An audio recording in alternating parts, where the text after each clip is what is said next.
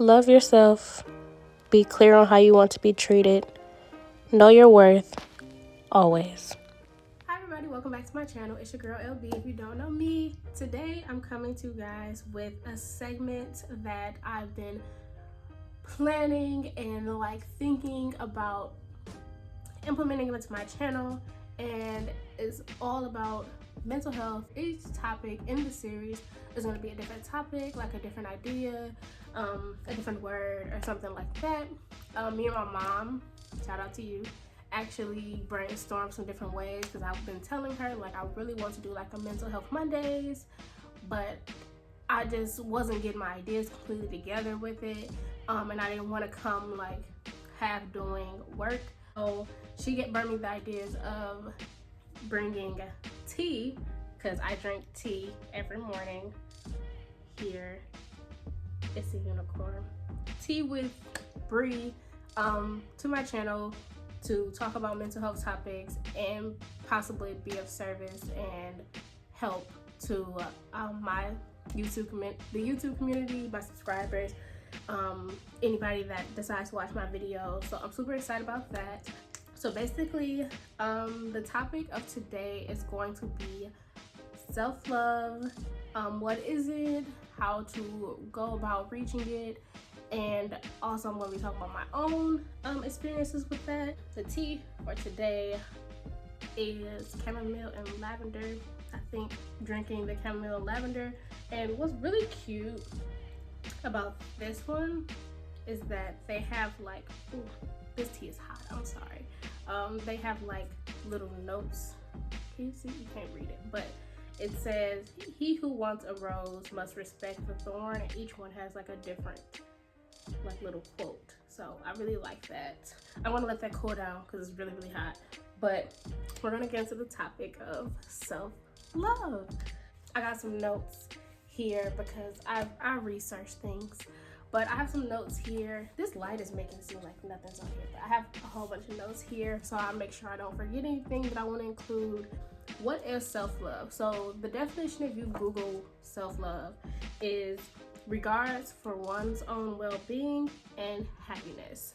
So as far as my experience with it, I've really been on a hard journey to try to find that within myself for the last couple years. I would say the last year, but I think it has to be the last couple years. I've really been doing a lot of self-reflection and just really thinking about what's important to me and how I want to live my life so I can find my purest form of happiness. As you can see, I got this scroll in Mexico. It says, "There is no way to happiness. Happiness is the way." So funny because that's clearly, Chinese letters, but I got it in Mexico, and I really like this scroll. And I also got some other motivational pieces around my room, but I really like this scroll because happiness is what I always attach to my hard times in life, and I've always been oh, I just want to be happy, I just want to be happy, I just want to be happy. But I think I spent too much time on how to get to happiness instead of actually considering what happiness is and what it looks like to me. I've definitely been trying to get better with acknowledging my own self-love, trying to implement that more into my everyday, into myself, and it's a hard process, but over time it gets easier, and you're still gonna have your down moments, but it's a journey nonetheless. With that being said, let's go into some points. So when I think of self-love, I think of self-awareness, self-reflection, self-acceptance, and self-compassion. That's me personally.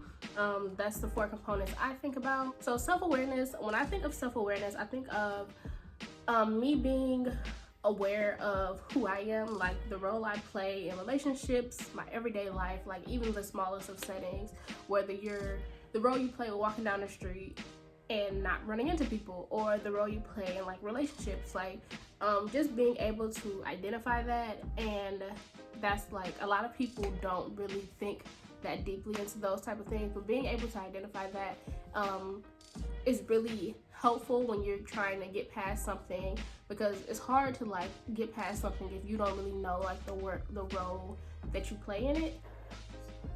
I put honey in it. It's good now. Oh, that feels so better.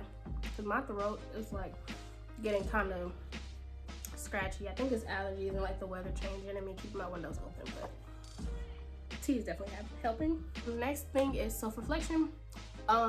Self-reflection for me is a very adamant part of like my everyday. So I like to begin my day. I usually do meditation in the morning, which I use as a time to like clear my thoughts, because I'm one that's big on overthinking. I overthink everything and anything. It doesn't make any sense, but something that I definitely struggle with. So I like to use meditation as a form of self-reflection, just to clear out my thoughts and maybe make them more concise, and what's important for me to focus on and what's not important for me to focus on. And that goes back into self-awareness and just being conscious of the role you play in different things in like your everyday. The next is self-acceptance, and that's basically like not downing yourself so much. I have a big problem with downing myself and not letting myself feel human, like a person. Like I make mistakes and like some of the choices that I make, but actually accepting like those mistakes and knowing that it happens to everyone and nobody's perfect, and not putting so much bad energy into it, but accepting it, and then bringing forth good energy to bring to new experiences, new relationships, new people, and within yourself. And self-compassion, that's hand in hand with self-acceptance, is just, you know, looking at yourself as an actual person and not like a robot. Everybody has feelings, everybody has emotions. The thought that you're not supposed to have emotions or any type of feelings about the things that happen to you, or what just society in general and what happens around you, is like, it doesn't make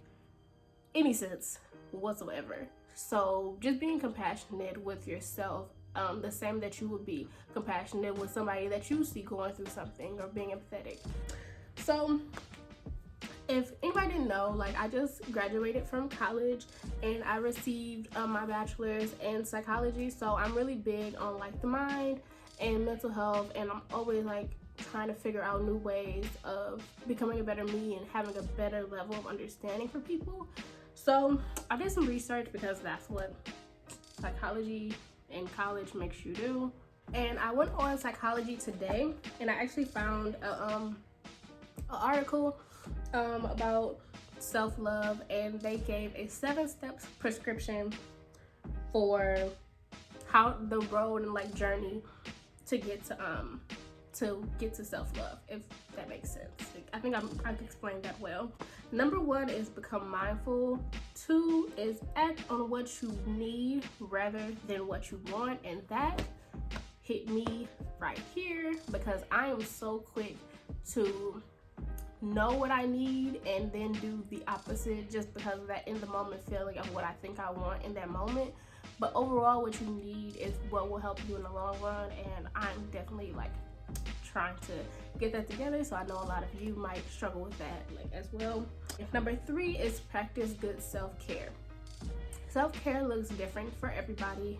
Let's just be clear with that. It looks very different for everybody, but whether that's doing a face mask like I did one this morning, or taking a bath, or watching TV when you're really stressed about something, instead of overly stressing to the point to where you are not productive in what you really want to do. Like taking those steps back to breathe and like regain yourself and regain your being, so that you know you live like purposefully, instead of, you know, in the moment, wild emotions that you really can't control.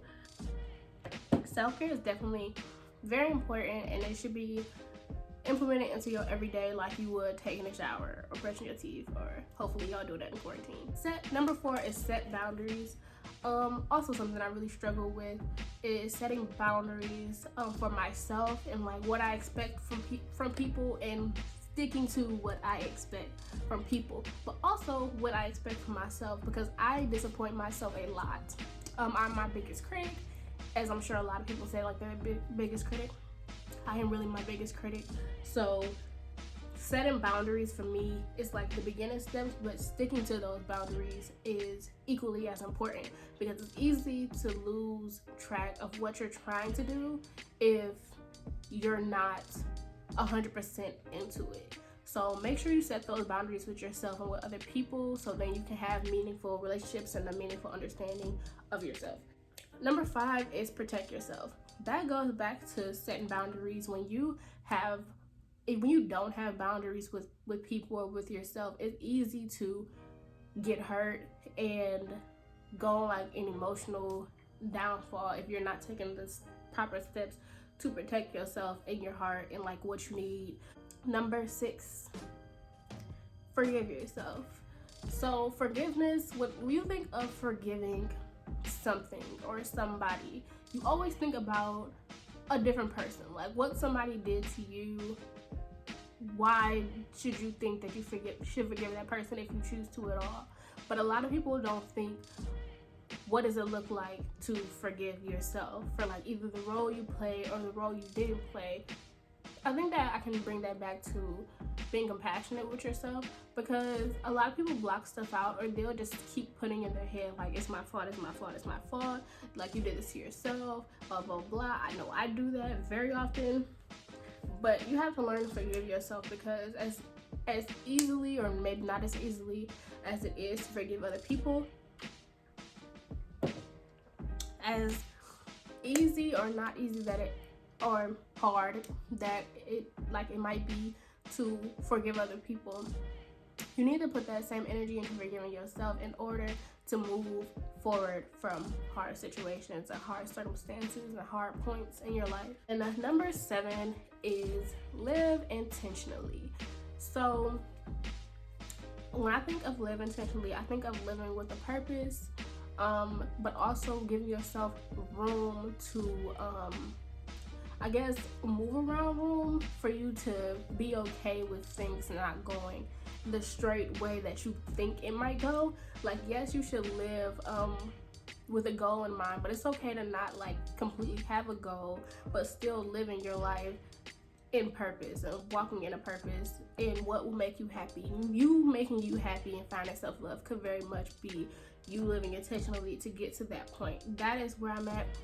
I'm really trying to stick to what I say, mean what I say, have goals, and being okay if those goals are met in the time frame that I want, but also recognizing like it might not be right now, but I'm going to keep moving forward because I know it's going to come to me, and being okay with that. So that's how I live intentionally every day. I live intentionally trying to continue the road and the journey to make myself happy. You shouldn't be looking for your happiness in anybody else or anything else. Your happiness should come from within, because in the instance that you lose a part of whatever you've been holding on to that's supposed to be making you happy, then you can completely crumble. Being able to recognize your own growth through situations, through circumstances, and your life. And when you attach your happiness to other things or other people, it's easy to, when you lose those things or those things are not easily accessible to you, then you feeling lost and like you don't really know what to do. So in order to avoid that, work on finding your inner true happiness and bringing your happiness from within, so then you don't have to worry about getting those from outside sources. Yeah, that's basically my video for today on self-love and the importance of finding it and how to find it, and some possible tips and steps for you to get to the point that to where you want to be if you struggle with self-love. I know I do. If you have like a story you want to share or any comments, be sure to leave it in the comment section below. I would love to read them, and I will also, give possible feedback that I could give from my own experiences and like the steps that I take in order to, find true self-love. And the ending that I want to leave you guys with is a quote that I saw that I'm probably going to put at the beginning of this video, but self-love is a journey, it's not a destination. Be patient with yourself, think clearly, and I hope you all have a